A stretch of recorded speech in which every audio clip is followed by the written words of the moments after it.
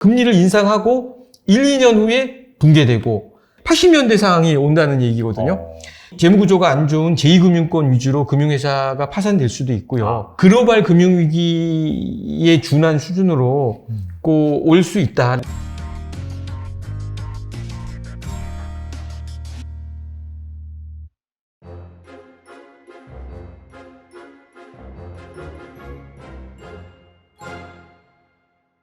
지금도 약간 좀 경제 위기 상황이다 이런 말이 나오고 있잖아요. 예. 그래서 이제 책에다가 앞으로 경제 위기가 세 가지 시나리오로 펼쳐질 수 있다라고 말씀하셨는데 그 시나리오에 대해서 좀 간단하게 말씀해 주시고 그 박사님 보시기에는 어느 그 시나리오 가능성이 높은지 말씀해 주시면 좋을 것 같아요. 첫 번째 시나리오는 사실 지금처럼 공급망 마비를 포함한 위기상황이 1980년대 위기상황과 유사하다라는 표현을 많이 하는데 사실은 1980년대는 너무 오래된 상황이고 미 연준 입장에서도 참조를 할 수 있는 게 2008년 글로벌 금융위기일 겁니다. 글로벌 금융위기가 5.25%까지 금리를 상승했을 때 자산이 꺼지면서 경제 위기 상황으로 됐거든요. 통상 이렇게 됩니다. 금리가 인상이 되면 기본적으로 17개월에서 3년까지 인상하고 있습니다. 3년을 하고 금리 인상 시기에 30% 정도는 극심한 경제 위기로 전이됩니다. 지금까지. 보시면 아시겠지만 자산 거품이 금리를 인상하고 1, 2년 후에 붕괴되고 인상하고 1, 2년 후에 붕괴되고 이런 사이클을 거칩니다. 이게 이제 기준금리죠, 이거. 네, 기준금리입니다. 기준금리를 인상하고 1, 2년 후에 거품이 붕괴됩니다. 그래서 금리 인하가 아니라 금리 인상하고 1, 2년 있다가 거품이 붕괴됩니다. 통상 이런 라이프 사이클을 거치는데 그래서 제가 본 첫 번째 시나리오는 우리가 이제 5.25%인데 5.25%를 연준도 맥시멈으로 보고 있을 겁니다. 그럼에도 불구하고 현재 보면 현재 기준금리가 미국이나 우리나라 2.5%고요. 미국일 경우에는 소비자 물가가 8.5%고 우리나라는 5.2%거든요. 왜냐하면 미국 같은 경우에는 보통 실질 금리를 어떻게 계산하냐 하면 기준금리에 소비자 물가를 뺀 게 실질 금리거든요. 그렇죠. 그럼 빼면 미국일 경우에는 6%가 넘잖아요. 마이너스 6%입니다. 그럼 앞으로도 이걸 하기 6% 이상 올려야지 실질 금리가 어느 정도 맞춰진다는 얘기거든요. 우리나라의 경우에는 지금 2.5에서 소비자 물가 지수가 5.2니까 빼면 2.7, 마이너스 2.7이잖아요. 최소한 마이너스 2.7은 더 올려야 된다는 상황입니다. 그러면 마이너스 2.7%를 우리는 올리게 되면 우리는 5.5%가 넘게 되고 미국은 6%를 올리게 되면 8%가 넘을 거의 80년대 상황이 온다는 얘기거든요. 그러면 5%를 넘길 경우는 사실은 굉장히 어려운 상황이 될 수밖에 없다. 지금 부동산도 굉장히 사실 거품이 없지 않아 있는 부분이 존재를 하고요. 여러 가지 자산이나 이런 게 기존에 코인을 비롯해서 자산 시장이 거품이 있었던 건 분명하고요. 그래서 최악의 글로벌 금융 위기 상황까지는 오지는 않더라도 IMF 위기 상황은 오지는 않더라도 자산 거품이 어느 정도 붕괴가 되면서 위기 상황이 올 수 있다. 오면서 그럴 경우에는 재무구조가 안 좋은 제2금융권 위주로 금융회사가 파산될 수도 있고요. 현재도 재무 상태가 안 좋은 기업들이 어느 정도 운용자금이 지금은 마련되어 있지만 이게 시간이 지나면서 재무구조가 나쁜 기업들은 운용자금도 부족해질 거고요. 금융회사들도 더 이상 신용 경색 국면에 왔을 때는 대출을 더 이상 신규 대출은 일어나지 않을 거고요. 기존 대출에서도 대타 대조표를 보고 적정한 유지를 하기 위해서 실질적으로 대출을 통화를 줄여나갈 수밖에 없는 결국은 상황이 될 겁니다. 그렇게 되면 기업도 부도가 날 수밖에 없는 상황입니다. 그렇게 되면 결국은 실업도 증가하게 되고 생산 소비가 다 어려워지는 형국이 올 수가 있는데 물론 극단적인 IMF 정도까지는 아니더라도 글로벌 금융위기에 준한 수준으로 올 수 있다라는 게 이제 첫 번째 시나리오고요. 두 번째는 그럼에도 불구하고 현재 상황은 5.25%까지는 높이지 않을 거다. 왜냐하면 연준도 그 선을 최근 10년 전 상황이기 때문에 상을 알기 때문에 5.5%를 맥시멈으로 해서 간다면 인플레이션이 쉽게 잡히지 않을 거다. 그러면 거의 결국은 스태그플레이션 상황이 되는 건데 스태그플레이션 상황이 상당 부분 지속될 거다. 상당 부분. 예. 상당 부분 지속될 거다라는 게 이제 두 번째 시나리오입니다. 그 세 번째 시나리오는 뭐 가장 확률이 낮지만 이거는 뭐 10월 달에 중국 같은 경우에는 시진핑이 연임에 성공을 하고 그렇죠. 뭐 러시아 우크라이나 전쟁도 조기 종료되면서 뭐 국제 유가라던가 뭐 이런 것도 많이 지금도 안정화되고 있지만 안정화되고 중국의 공급망 같은 경우도 많이 안정화되면서 실질적으로 경기가 연착륙되면서 나름대로 인플레이션도 잡히면서 네네. 뭐 이런 가장 좋은 시나리오로 보여지는데 이거는 사실 상당히 어렵다고 보여집니다. 제가 사실은 3일 전에 미국에 갔다가 왔거든요. 3일 전에 미국에서 제가 갔다가 왔는데 제가 깜짝 놀랐습니다. 미국은 팬데믹 상이 완전히 없어졌습니다. 그러니까 마스크를 쓰질 않습니다. 그러니까 실내든 실외든. 네네. 그러다 보니까 제가 뉴욕을 지금 한 7번 정도 방문을 했는데 요번에 갔을 때 뉴욕에 사람들이 가장 많이 모여 있더라고요. 전 세계 분들이 다 모여서 하물며 타임스퀘어뿐만 아니라 뭐 월가 같은 데도 걷지를 못할 정도로 인력이 많을 정도로. 관광객이 많이 와서 그런가요? 예, 관광객 뭐 각지 미국에 있는 세계적인. 그리고 타켓을 갔는데 타켓에 아직도 물건이 채워져 있지 않은 곳이 되게 많습니다.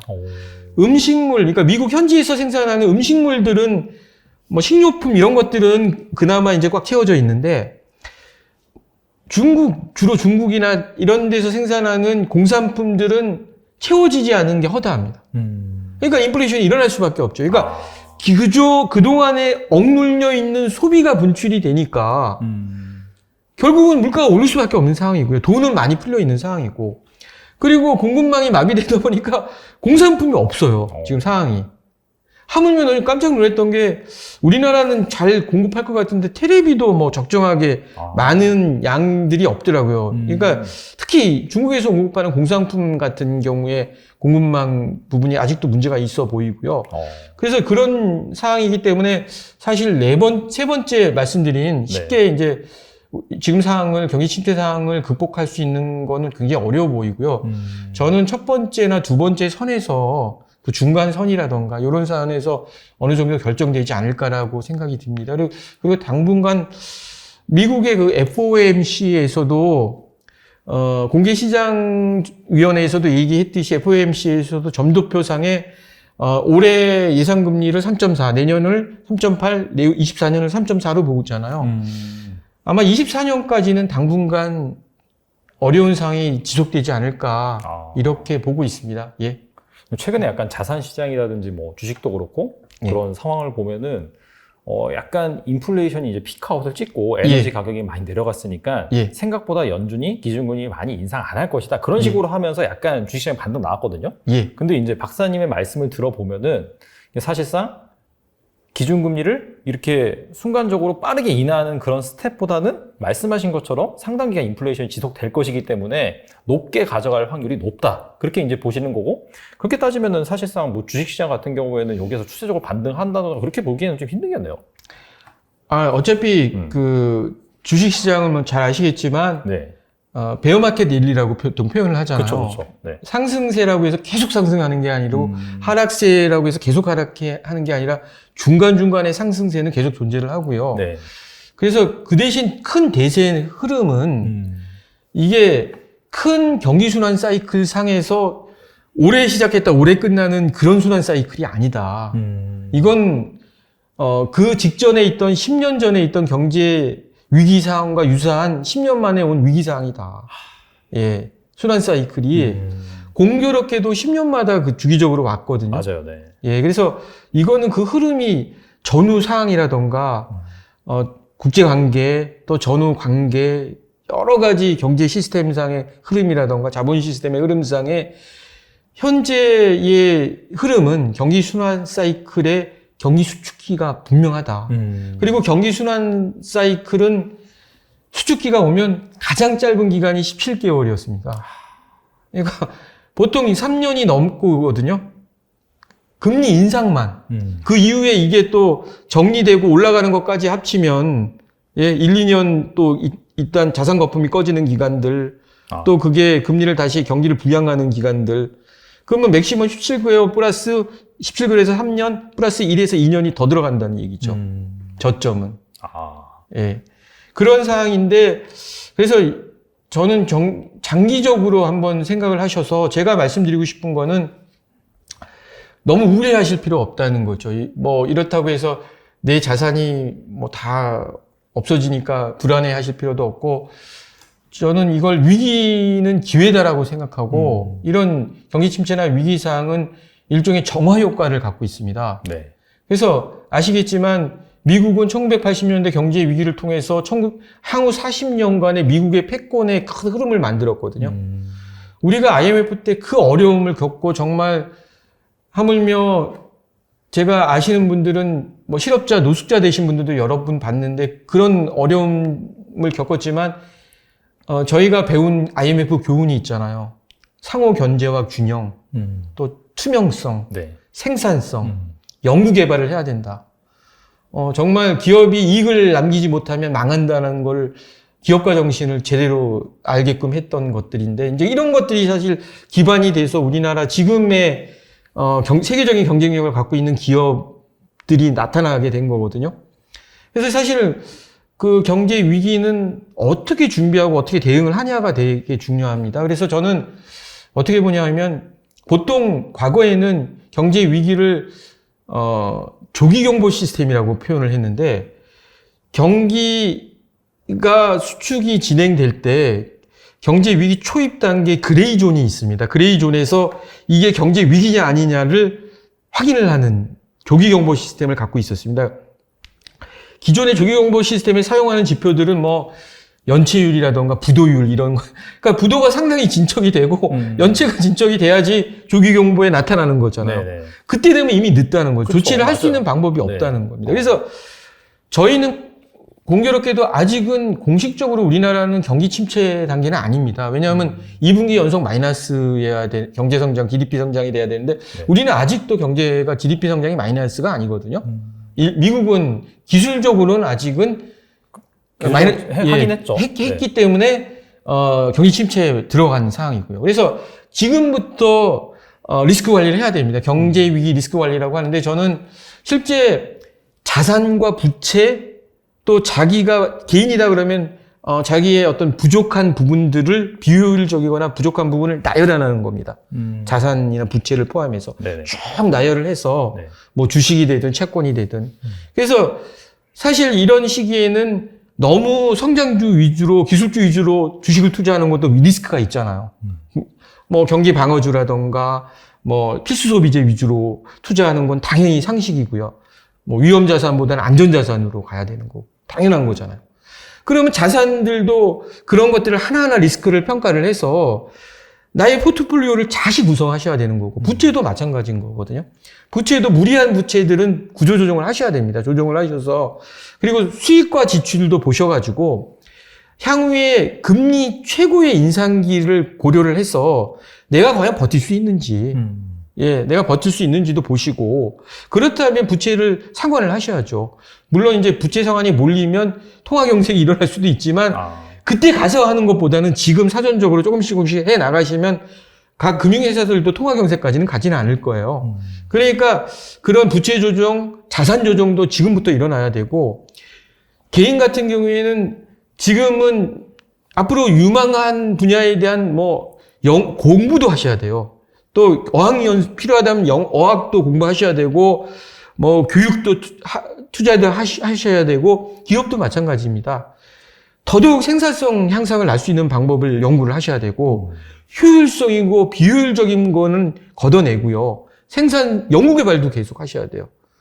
또 향후에 미래 산업에 대한 투자도 하셔야 되는 겁니다. 그러니까 그 대신 수익은 많이 낮지는 않지만, 그리고 경기 순환 사이클상 경기 확장기는 반드시 오기 때문에 저희가 확보한 현금과 안전자산을 가지고 경기 확장기에는 저평가된 자산을 바로 구입할 수 있거든요. 그러니까 부의 효과를 극대화할 수 있기 때문에 지금은 우울해하실 필요가 전혀 없고 지금은 준비 기간이라는 생각을 저는 갖고 있습니다. 그래서 제 책에서는 리스크 관리를 할 수 있는 방법을 구체적으로 좀 작성을 했고요. 그 리스크 관리를 할 때 리스크를 내가 보통 개인이 찾아내면 인지함정이나 확증평형이라는 보통 얘기를 하는데 바이어스에 빠지거든요. 나는 이 주식이 과거에 내가 이 선에서 샀는데 옛날만 생각하기 때문에 도저히 이걸 조정을 못 합니다. 그쵸, 맞아요. 예. 손절을 못 하죠. 예, 못 합니다. 그래서 그렇지만 그러다 보니 확증 평양이 있기 때문에 리스크에 대한 식별 분석 평가가 굉장히 어렵거든요. 그래서 리스크를 식별할 때 제일 중요한 거를 피어 리뷰라고 하거든요. 그러니까 동료라던가 상대편에, 객관적인 상대편한테 리뷰를 받는 게 되게 중요합니다. 그래서 이 리스크를 식별할 때 리더십도 필요합니다. 경우에 따라서는. 왜냐하면 어떤 조직일 경우에는, 기업체일 경우에는 리스크 식별할 때 리스크 팀장이 팀원들의 리스크를 식별한 것들을 이렇게 서로 조정해주는 능력들도 필요하고요. 객관화시켜서 볼 수 있는 능력도 필요합니다. 그래서 밝은 마음으로 너무 연연해 하지 말고 확증 평양을 깨우고 본질을 보는 게 굉장히 중요하다라는 말씀을 드리고, 그리고 그렇게 만든 리스크를 분석하고 평가를 해서 대책을 수립하고 개선을 해야 되는데 우선순위를 둬야 됩니다. 어느 게 가장 시급한 건지를 먼저 둬서, 그래서 그것부터 계속 개선해 나가는 그게 리스크 관리 활동이고요. 그게 일일성으로 끝나서는 안 됩니다. 보통 저는 생태계라는 표현을 쓰는데 리스크 관리는 끊임없이 해야 됩니다. 그래서 보통 기업 같은 경우에는 뭐 재무 리스크라고 하죠. 마켓 리스크, 운영 리스크로 하는 리스크 관리 활동은 뭐 1년에 한 번 정도 하는데 분기나 월에 한 번이라도 많이 하면 많이 할수록 좋습니다. 리스크 관리 활동. 그래서 그거를 이게 경제 위기가 끝났다고 끝내는 게 아니라 이런 리스크 관리 활동은 뭐 경기가 확장기에서도 어차피 리스크가 존재하기 때문에 그때도 계속 해주면, 그러니까 리스크의 생활화가 굉장히 중요하다고 보여집니다. 예. 네. 좋은 말씀 많이 해주셨는데 끝으로 이 영상을 시청하시는 투자자들을 위해서 한 말씀만 부탁드립니다. 아까 좀 전에 말씀드렸지만 지금 시기가 굉장히 어려운 시기입니다. 인플레이션 상황에서 경기 침체 상황에 미국은 기술적으로 이미 왔고요. 한국도 조만간 경기 침체가 예상되는 상황인데 또 경제 위기로도 전이될 수 있는 가능성도 충분히 있고요.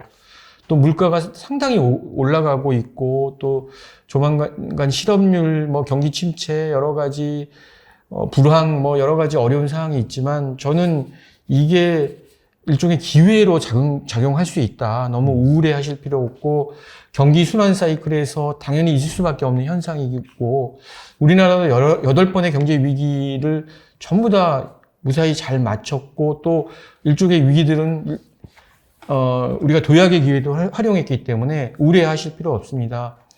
현재 우리가 예상되는 리스크를, 경제 위기 리스크를 식별하고 분석하고 평가하고 대책을 마련해서 끊임없이 개선해서 실제 현재의 위기를 기회로 활용할 수 있도록 운영하는 게 무엇보다 중요할 거로 보여집니다. 감사합니다. 네. 오늘 나와주셔서 정말 좋은 말씀 많이 해주셨는데 이게 이제 역사적으로 사실 10년마다 이렇게 위기가 반복이 됐는데 말씀하신 포인트들을 보니까 그 공통점이 있는 것 같아요. 그런 공통점 차원에서 지금 상황 역시 약간 유사하다라고 이제 또 뷰를 제시하시는 것이고 거기에 따라서 또 3가지 시나리오 말씀해 주셨기 때문에 여러분들이 한번 이 책을 꼭 읽어보시고 뭐 100% 경기 침체로 간다 그런 건 없잖아요. 사실 100%또 회복된다. 그렇기 때문에 여러분들이 또 보시고 어떤 시나리오로 갈지 이제 그 부분이 나와 동의가 되는지 잘 살펴보시고 그럼에도 불구하고 또 우리가 리스크 관리를 위해서 지금부터 준비하는 그런 자세는 꼭 필요하니까 이걸 보시고 정말 어떻게 본다면 다가올 겨울 잘 버틴다면은 정말 큰 부의 기회를 또 잡을 수도 있거든요. 그래서 맞습니다. 그런 부분들을 꼭 박사님의 서적을 보고 잘 준비하셨으면 좋겠습니다. 지금까지 김효신 박사님 나오셔서 감사합니다. 네, 감사합니다.